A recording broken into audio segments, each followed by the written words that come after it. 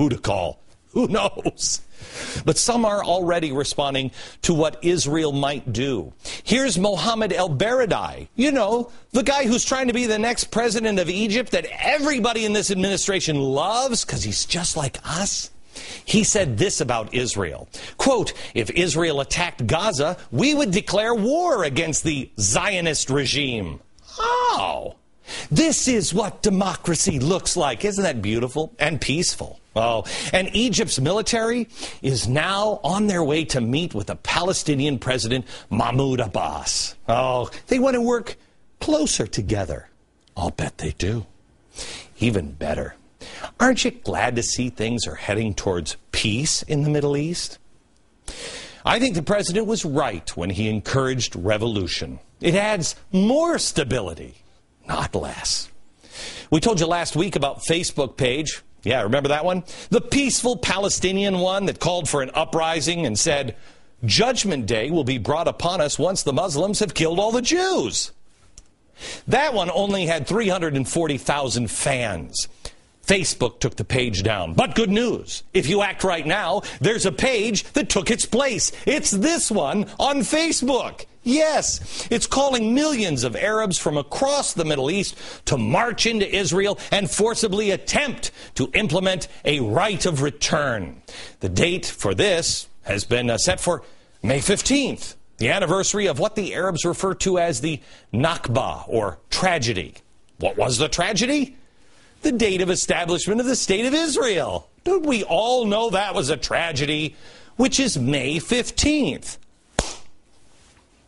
Middle of May? What else is happening in the middle of May? It's the Love Boat. Yes, the flotilla. I wonder if Julie is going to be on. I wonder. Is Captain Stubing going to be on? It's weird. They're setting sail for love at the same time they're marching for death. Huh. By the way, there's another page, the Third Intifada, which is under the name of the Third Palestinian Uprising, the Persian Gulf. Answer, join our mosque. This is what democracy looks like. Good thing here. The good thing is, you can't keep a good radical down. We were wrong when I said on this program that it would spread to Europe. Oh, hang on just a second. Thank you, Aaron. This just in, a letter from the Union of Islamic Student Association in Europe to Mr. Obama. Quote, unlike the past, the world is no longer your playground where you make up rules and force them upon oppressed nations in order to determine their destiny.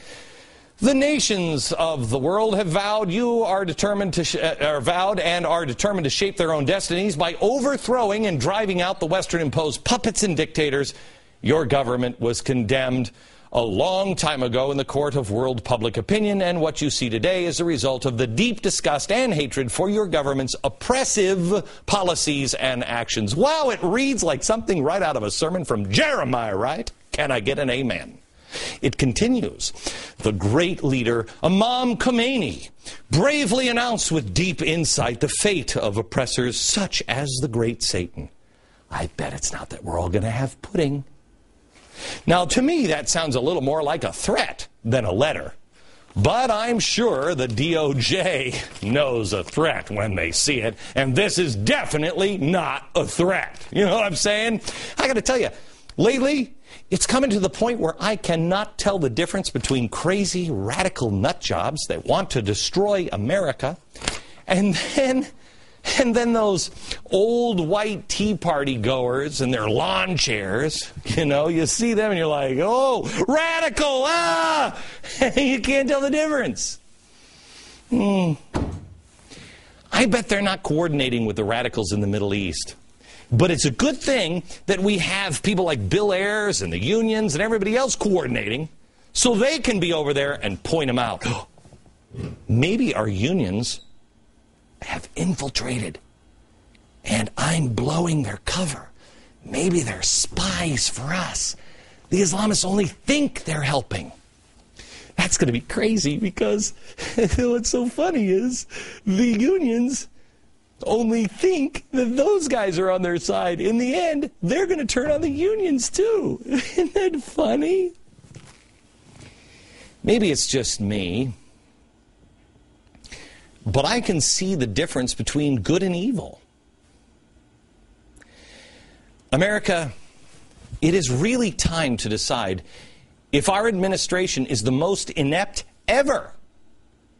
Or they do know some of these 60 radicals that they've spent their whole life trying to destroy America, and now they're teaming up with our enemies all around the world to destroy us. You're going to have to decide, but hurry up. What is clear is there is good and evil. Now, I tend to be the guy who puts those who behead people with machetes into that evil category, but call me old-fashioned. I am so 2002. America is not perfect. Israel is not perfect. Mistakes have been made, and they will be made in the future. But what makes us not evil is we try to correct them. We try to learn from our past mistakes. Manifest Destiny, when we killed the Indians. Andrew Jackson, big government guy, evil. FDR, Woodrow Wilson, rounding people up because of their nationality or their color, evil. But we're not evil as a country. We have to decide as individuals, is America the great Satan? Is Israel the problem in the Middle East? Do you believe that once they get rid of Israel, then everything's going to be fine? Or do you have to get rid of America as well, and then everything will be fine? Or then do you have to also get rid of England as well, and then France as well? Or anybody else who just won't submit because they have a machete? I think America has her share of problems. But the ideas that she was founded upon are perfect. Maybe we should look to those ideas for answers and decide which side we're on. Decide good or evil. Do they exist? And which is which?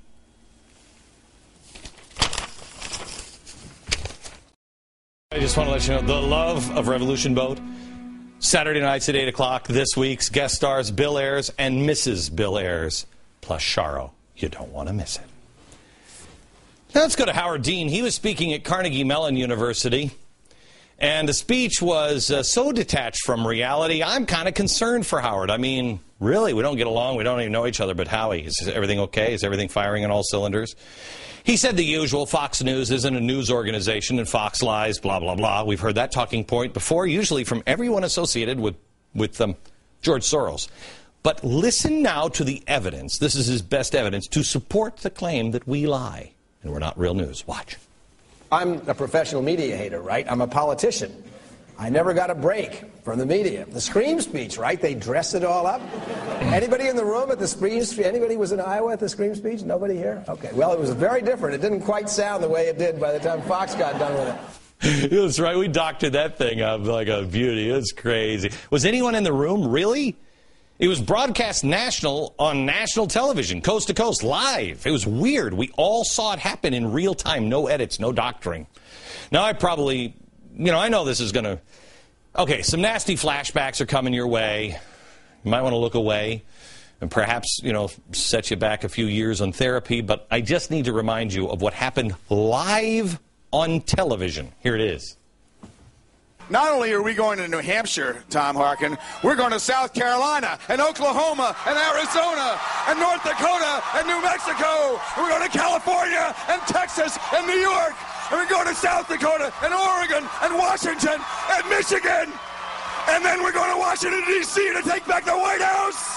Yeah! No need to doctor that one up. That's a beauty. Print. Nope. That's about as good as it gets, Howie. But thanks for letting us play it again. His comments about the Tea Partiers also appear to indicate some sort of dementia setting in for Howard, and I am concerned. Here he is, Howard Dean, who is now getting up in age. He's 62 years old. And he now goes on talking about how the Tea Parties are bad because they're all old, over 55, and all white, like he is. And also because of their tactics. Listen, I grew up in an era when the left wing was as awful as the right wing is today. They were burning up down buildings. Their cause may have been a cause that I was sympathetic with. We shouldn't be in Vietnam. They were doing appalling things that they had no business doing, just as the right is doing today. Hold on just a second. I remember these guys, and by the way, they weren't worried about Vietnam. It was all about revolution. I remember these guys actually killing people and blowing things up. They're terrorists. I remember that. But Howard, can you show me where the right wing of today, as you say, the old white senior citizens are running around with their walkers and throwing Molotov cocktails? Can you show that to me? Burning down buildings and targeting cops like these guys did in the 1960s. Wow, that's Bill Ayers' work right there. I haven't seen that. I haven't seen it at all. In fact, I haven't even seen as much as a potato chip bag left at a rally, let alone some shrapnel or dead bodies or burning buildings. But I can show you the beatdowns from those on the far left. I can show you the radical leftists who want to sabotage the United States stock market. Here, let me show it to you again. So I think we need to have a very simple strategy. How do we bring down the stock market? How do we bring down their bonuses? How do we interfere with their ability to be rich? And if we don't do, and that means we have to politically isolate them, economically isolate them, and disrupt them. Hang on just a second. Remember that thing on Facebook? That was May 15th. This one is the second week of May. And that also starts in mid-May.